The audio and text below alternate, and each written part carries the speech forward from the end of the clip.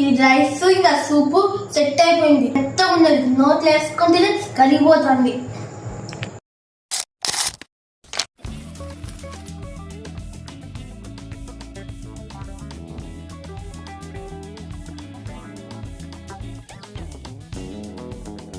తిరిగించండి.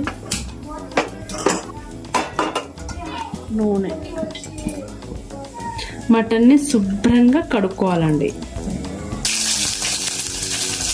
కాదు, కొంచెం గోల్డెన్ కలర్లో వచ్చే వరకు మనం వేడి చేయాలన్నమాట. అల్లం వెల్లుల్లి కొంచెం వేసుకోవాలి, మిక్స్ చేసుకోవాలన్నమాట. పచ్చి వాసన పోయేదాకా కడిగిన మటన్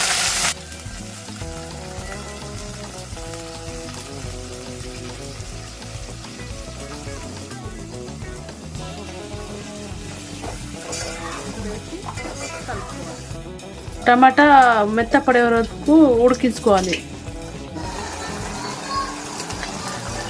పసుపును కూడా కలుపుకుందాం. తగినంత కారం వేసుకుందాం.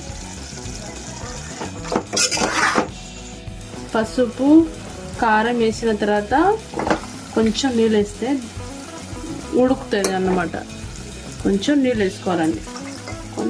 చిక్కగా కావాలంటే నీళ్ళు పెట్టకూడదు. చిక్కగా కావద్దని, కొంచెం పులుసుగా కావాలంటే కొంచెం నీళ్ళు పెట్టుకుంటే మొత్తం ముక్కలు కూడా మెత్తగా ఉడుకుతాయి. స్పెషల్ మసాలా, మటన్ మసాలా అన్నమాట. కొంచెం కొత్తిమీర వేసుకుంటాం. చిన్న కట్ చేయడం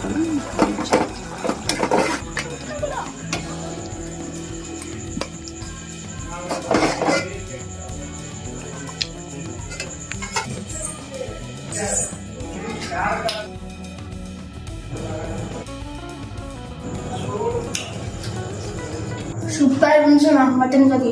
కూడా మెత్తగా ఉన్నది, నోట్లో వేసుకొని తిని కరిగిపోతుంది. ఈ రైస్ ఇంకా సూపు సెట్ అయిపోయింది. సూపర్.